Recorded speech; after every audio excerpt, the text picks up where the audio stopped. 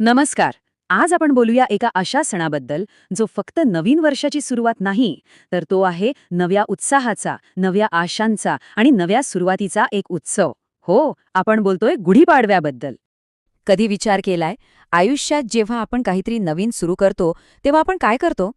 बहुतेक जण घराची साफसफाई करतात किंवा काहीतरी गोड खाऊन तो क्षण साजरा करतात. आज आपण अशाच एका परंपरेबद्दल जाणून घेऊया जी नव्या सुरुवातीचं स्वागत एका खास प्रतीकातून करते. तर गुढीपाडवा हा दिवस मराठी आणि कोकणी लोकांसाठी खूप म्हणजे खूप खास असतो. हा फक्त एक सण नाहीये, तर त्यांच्या चांद्रसौर कॅलेंडरनुसार नवीन वर्षाचा अगदी पहिला दिवस आहे. चला तर मग समजून घेऊया या नवीन दिवसाचं आणि नवीन वर्षाचं नेमकं महत्त्व काय आहे. सोप्या भाषेत सांगायचं तर गुढीपाडवा हा वसंत ऋतूमध्ये येणारा सण आहे, जो चैत्र महिन्याच्या पहिल्या दिवशी साजरा होतो.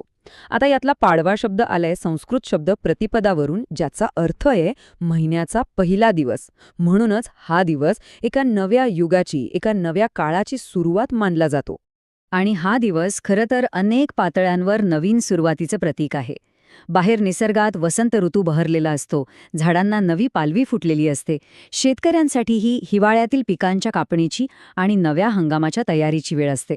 आणि याच उत्साहात मग घरंसुद्धा स्वच्छ केली जातात, दारात सुंदर रांगोळ्या काढल्या जातात. सगळीकडे एक नवा ताजातवाना उत्साह असतो. प्रत्येक सणाची ना एक खास ओळख असते, एक मुख्य विधी असतो जो त्या सणाला पूर्ण करतो, नाही का? गुढीपाडव्याचा तोच मुख्य विधी आहे गुढी उभारणे. हा या सणाचा सर्वात महत्त्वाचा आणि तितकाच आकर्षक भाग आहे. चला या विजयाच्या ध्वजाबद्दल जरा अधिक जाणून घेऊया. तर ही गुढी नक्की आहे तरी काय? ती फक्त एक सजवलेली काठी नाहीये, तर तो आहे विजयाचा, मांगल्याचा आणि घरात सुख समृद्धी घेऊन येणारा एक पवित्र ध्वज. आणि हा ध्वज सूर्योदयाच्या वेळी प्रत्येक घराच्या दारात किंवा खिडकीत मोठ्या अभिमानाने उभारला जातो. ही गुढी उभारण्याची प्रक्रिया स्वतःच एक सुंदर विधी आहे. एका उंच स्वच्छ बांबूच्या टोकावर एक चमकदार रेशमी वस्त्र बांधतात. त्याला आरोग्यदायी कडुलिंबाची आणि मांगल्याचं प्रतीक मानल्या जाणाऱ्या आंब्याच्या पानांची डहाळे जोडतात, फुलांचा हार घालतात. नवीन वर्षाची सुरुवात गोड व्हावी म्हणून साखरेच्या गाठींची माळ आणि सर्वात वर विजयाचं प्रतीक म्हणून चांदीचा किंवा तांब्याचा कलश ठेवला जातो. अशी ही सजलेली गुढी घरासमोर दिमाखात उभारली जाते. आणि गुढीची पूजा करताना एक पारंपरिक प्रार्थना म्हटली जाते. तिचा अर्थ खूप सुंदर आहे. हे ब्रह्मध्वजा, तुला नमस्कार असो. तू सर्व इच्छा पूर्ण करणार आहेस. या नवीन वर्षात माझ्या घरात नेहमी मंगल कर. या प्रार्थनेतून त्या क्षणाचं आध्यात्मिक महत्त्व आपल्या लक्षात येतं. ही गुढी दिसायला जरी साधी असली ना, तरी तिच्या मागे खूप महत्त्वाच्या आणि रंजक कथा आहेत. चला, या प्रतीकाचा खरा, सखोल अर्थ काय आहे ते पाहूया. गुढी उभारण्यामागे अनेक वेगवेगळ्या मान्यता आहेत. काहींच्या मते हा ब्रह्मदेवाचा ध्वज आहे, कारण याच दिवशी सृष्टीची निर्मिती झाली असं मानलं जातं.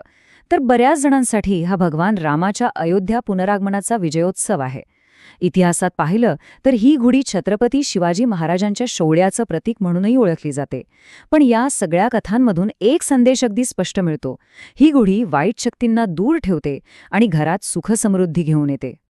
आता सण म्हटलं की जेवण तर आलंच, पण गुढीपाडव्याच्या जेवणात एक असा खास पदार्थ असतो ज्यामध्ये आयुष्याचं एक मोठं तत्वज्ञान दडलेलं आहे. या दिवशी ना एक खास पदार्थ खाण्याची प्रथा आहे.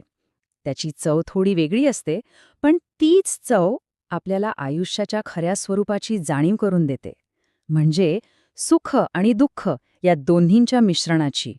हे तत्वज्ञान या दिवसाच्या एका खास प्रथेमध्ये अगदी सुंदरपणे दिसतं. या दिवशी कडुलिंबाची कडू पानं आणि गुळाचा गोडवा एकत्र करून खाल्ला जातो.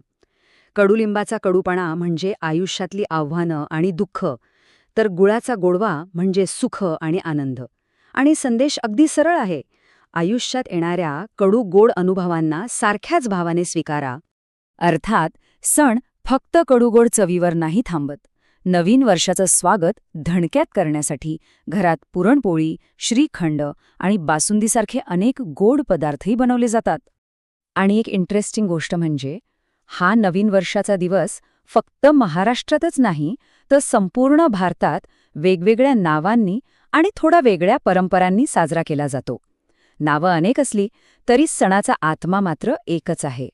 बघा, महाराष्ट्रात आपण याला गुढीपाडवा म्हणतो. थोडं दक्षिणेकडे गेलं की आंध्र प्रदेश आणि कर्नाटकात तो उगादी म्हणून ओळखला जातो. सिंधी बांधवांसाठी हा दिवस चेटीचंड असतो, तर काश्मीरी पंडितांसाठी नवरेह.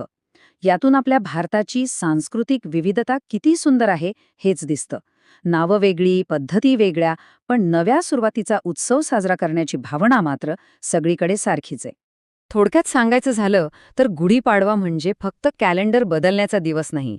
तो आहे निसर्गाच्या बदलाचा, ऐतिहासिक विजयांचा आणि आयुष्यातल्या प्रत्येक रंगाला आणि चवीला आनंदाने स्वीकारण्याचा एक मोठा उत्सव. जाता जाता एक विचार करूया का? जशी गुढी ही नव्या सुरुवातीचं एक सुंदर प्रतीक आहे, तसंच आपल्या प्रत्येकाच्या आयुष्यातल्या नव्या सुरुवातीचं प्रतीक कसं असेल? विचार करण्यासारखा प्रश्न आहे नाही का?